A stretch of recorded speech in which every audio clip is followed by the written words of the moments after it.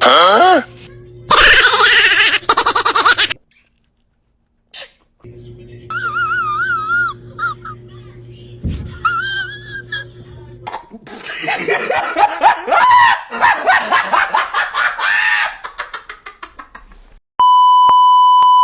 What's up mga ka-5-9? Kakagising ko lang dito, tingnan ko yung oras. Pagtingin ko, oras na pala maligo, kaya bumangon ako at dali-dali ako patungo sa CR. Ayun. At ayun, pumasok na ako sa CR mga ka-5-9. A few moments later. At yun mga ka-5-9, nakakalabas ko lang at kumuha ako ng sabon tsaka bumalik ako kasi nakalimutan ko yung tuwalya. Kaya yun, papaligo na ako. Bye-bye! 3 days later. At yun, kakalabas ko lang mga ka-5-9 na giniginaw pa ako dyan kasi magdi-Disyembre na kasi. Merry Christmas sa ating lahat. At yun mga ka-5-9, nagbibihis na pala ako dito. Hinahanap ko yung damit ko at ayun, nakita ko na, susutin ko na. Pero magre-rexona tayo kasi para hindi ba umaho yung mga kilikili natin mga ka-5-9. At yun mga ka-5-9, kinuha ko na nga pala yung nilaban ko kagabi na uniform. Bango pa yan.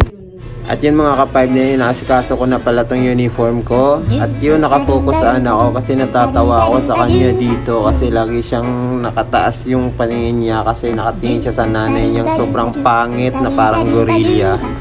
At yun, inasikaso ko na pala yung uniform ko. Tinutupi ko lang yan kasi papasok ko na yan mamaya sa bag ko.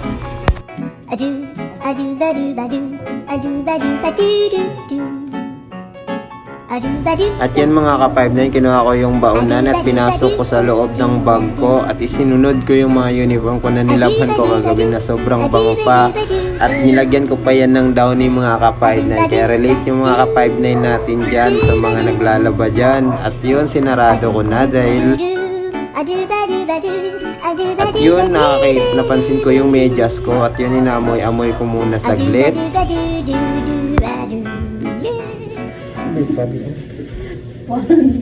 Bau.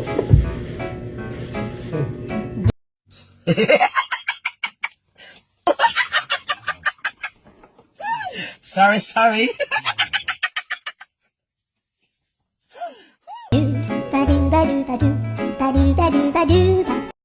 Parang may naamoy ako hindi maganda.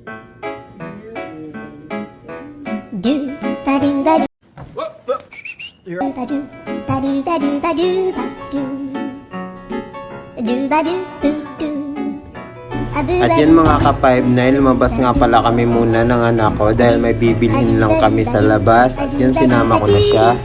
At dito mga ka-5-9, bababa na kami palabas. At yun, maya-maya konti, tingnan nyo yung nangyari ha.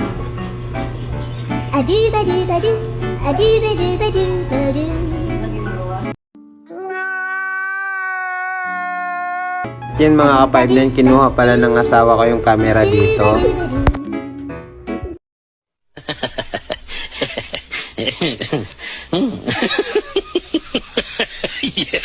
At yan mga ka-5-9, nasa labas na pala kami at dala-dala ko yung anak kasi gusto niya talagang sumama, umiiyak ito pag iniiwan.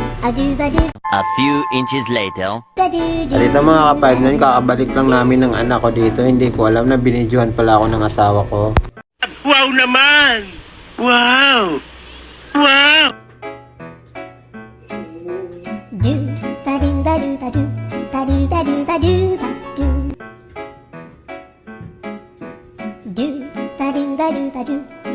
At yan mga ka-5-9, naalis na ako dyan at umiiyak pa rin yung anak ko dahil hindi niya kayang umalis daw ako. At yun mga ka-5-9, kakalabas ko nga palang dito. Nasa daan na ako, naglalakad ako patungo nga pala sa trabaho ko.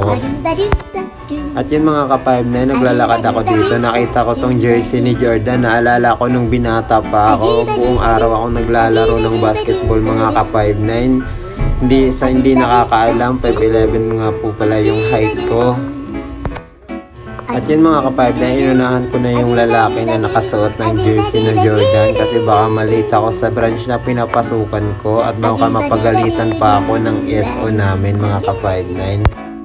At yun mga ka-5-9, habang naglalakad ako, binidyohan ko muna yung sarili ko kasi nakakadibang din mag-video pag naglalakad ka mga ka-5-9. Pero kaso nga lang, medyo nahihiya ako dito kasi maraming tumitingin. At yun mga ka-5-9, nakalabas na ako sa barangay namin.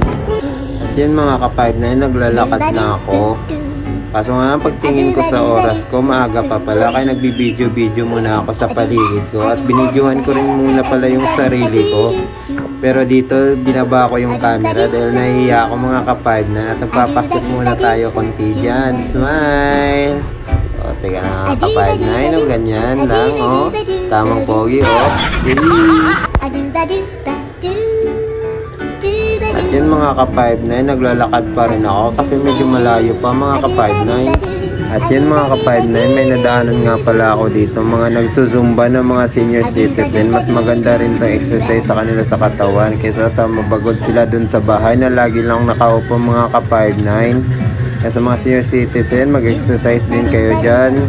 At dito mga ka-5-9, pagtingin ko sa ulap mga ka-5-9, medyo makulimlim na pala. Kaya nagmamadali na ako dyan mga ka-5-9, baka maambunan ako. Delikado na kasi magkasakit mga ka-5-9, lalo na ako lang nagtatrabaho mga ka-5-9. 3 days later. At yun mga ka-5-9, malapit na pala ako sa branch na pinapasukan ko mga ka-5-9. Few inches later. What's up mga ka-5-9? At yun, nakarating na din ako sa branch na pinapasukan ko mga ka-5-9. Kaya napatingin ako dyan sa mga nagbabasura mga ka-5-9. At yung bag ko, sinabit ko muna dyan sa gitna ng branch namin mga ka-5-9. At ayun, medyo nag-exercise ako dyan konti mga ka-5-9. Ayun, okay. At yun mga ka-5-9, kinuha ko muna yung cellphone ko na nilagay ko sa poste mga ka-5-9 para videohan itong mga nagbabasura mga ka-5-9. Saludo nga pala ako sa mga taong to na kahit medyo mabaho yung basura mga ka-5-9 pero tinitiis nila para kumita lang din ng pera at maiuwi sa kanilang pamilya.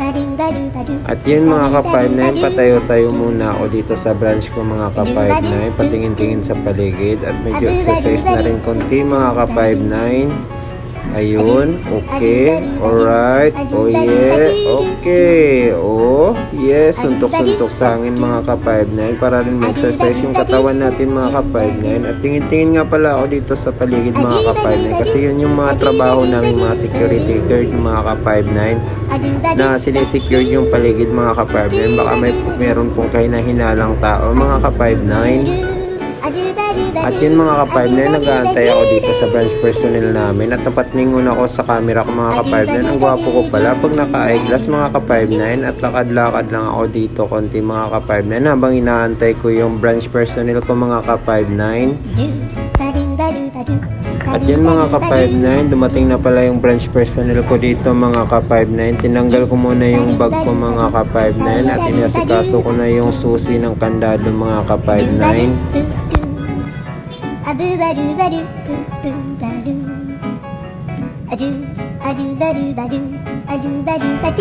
At yan mga ka-5-9, napakita na yung branch personnel ko na pinakamaganda mga ka-5-9. Hindi niya alam dyan mga ka-5-9 na nabibideo ako mga ka-5-9. Medyo nahirapan din na dyan ako sa lock mga ka-5-9 kasi medyo matigas na rin mga ka-5-9. Kulang na din ata sa langis mga ka-5-9.